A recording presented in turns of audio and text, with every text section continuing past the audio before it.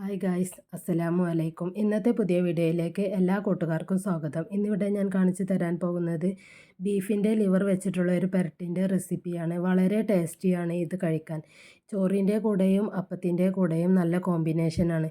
ഇതുണ്ടാക്കുന്നത് എങ്ങനെയാണെന്ന് നമുക്കൊന്ന് നോക്കിയാലോ. കൂടുതൽ ടേസ്റ്റായിട്ട് തോന്നിയിട്ടുള്ളത് നെയ്ച്ചോറിൻ്റെ കൂടെയാണ്.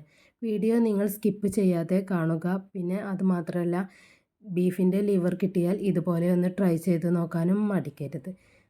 ഇനി വീഡിയോയിലേക്ക് പോകാം. ഒരു 250 ഗ്രാം ബീഫിൻ്റെ ലിവറാണ് എടുത്തിട്ടുള്ളത്. ഇത് നന്നായി കഴുകി ചെറുതായി ഒന്ന് നുറുക്കി എടുത്ത് മാറ്റി വെക്കാം.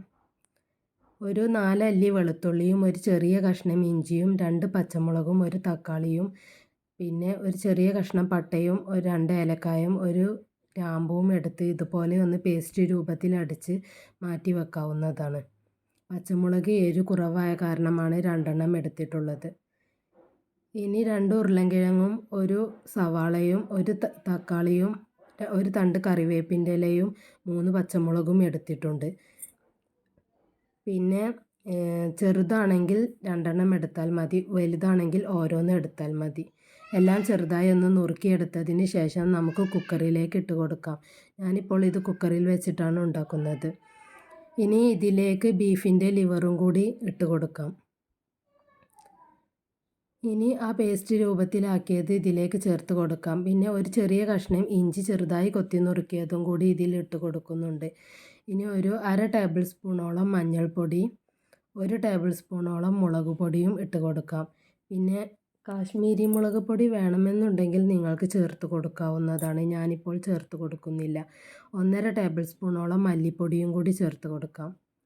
ഇനി പാകത്തിന് ഉപ്പും 1 ടേബിൾ സ്പൂണോളം കുരുമുളക് പൊടിയും കൂടി ചേർത്ത് കൊടുക്കാം. ഇതിൻ്റെ ഹൈലൈറ്റ് എന്ന് പറയുന്നത് കുരുമുളക് പൊടി തന്നെയാണ്. ഇനി എല്ലാം കൂടി കൈവച്ച് നന്നായി ഒന്ന് മിക്സാക്കി എടുക്കണം. എന്നിട്ട് ഇതിലേക്ക് 1 ഗ്ലാസ്സോളം വെള്ളം ഒഴിച്ച് കൊടുക്കാം. എന്നിട്ട് ഒരു 4 വിസിലടുപ്പിച്ച് കുക്കറിൽ നിന്നും ഇതൊന്ന് വേവിച്ചെടുക്കാവുന്നതാണ്. ലിവറിനും വേവുള്ളതാണ്, അതുകൊണ്ട് ഒരു 4 വിസിലടുപ്പിച്ച് വേവിച്ചെടുത്താൽ മതി. ഇനി 4 വിസിലടുപ്പിച്ച് വേവിച്ചെടുത്തതാണ് ഇത്. ഇനി നമുക്ക് ഒരു ചീനച്ചട്ടി അടുപ്പിൽ വെച്ചിട്ട് ചൂടാക്കിയെടുക്കാം. ചൂടായ ചീനച്ചട്ടിയിലേക്ക് ഒരു 2 ടേബിൾ സ്പൂണോളം വെളിച്ചെണ്ണയാണ് ഒഴിച്ചു കൊടുക്കുന്നത്. അതിലേക്ക് ഒരു 4 അല്ലി ചെറിയ ഉള്ളി ചെറുതായി ഒന്ന് അരിഞ്ഞെടുത്തതും ഇട്ട് കൊടുക്കാം. അത് നന്നായിട്ടൊരു ബ്രൗൺ കളറായി വരുന്ന സമയത്ത് ഒരു തണ്ട് കറിവേപ്പിൻ്റെ ഇല കൂടി ചേർത്ത് കൊടുത്ത് വീണ്ടും നന്നായിട്ടൊന്ന് ഇളക്കി കൊടുക്കണം.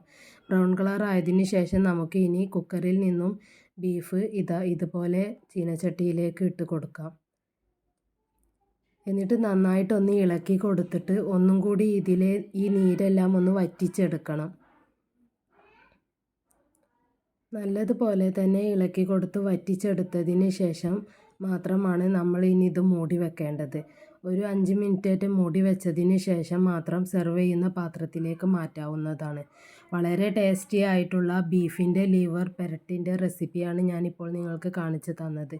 ഞാൻ പറഞ്ഞല്ലോ, ഇത് ചോറിൻ്റെ കൂടെ കഴിക്കാൻ മാത്രമല്ല അപ്പത്തിൻ്റെ കൂടെ കഴിക്കാനും നല്ല ടേസ്റ്റായിട്ട് തന്നെ ഉള്ളതാണ്. ബ്രെഡിൻ്റെ കൂടെ നല്ല കോമ്പിനേഷനാണ്. അതുപോലെ തന്നെ നെയ്ച്ചോറിൻ്റെ കൂടെയും നല്ല ടേസ്റ്റാണ്. അപ്പോൾ ഇനി ബീഫിൻ്റെ ലിവർ കിട്ടിയാൽ ഇതുപോലെ ഒരു തവണയെങ്കിലും ട്രൈ ചെയ്ത് നോക്കണം. നല്ല ടേസ്റ്റ് തന്നെയാണ്.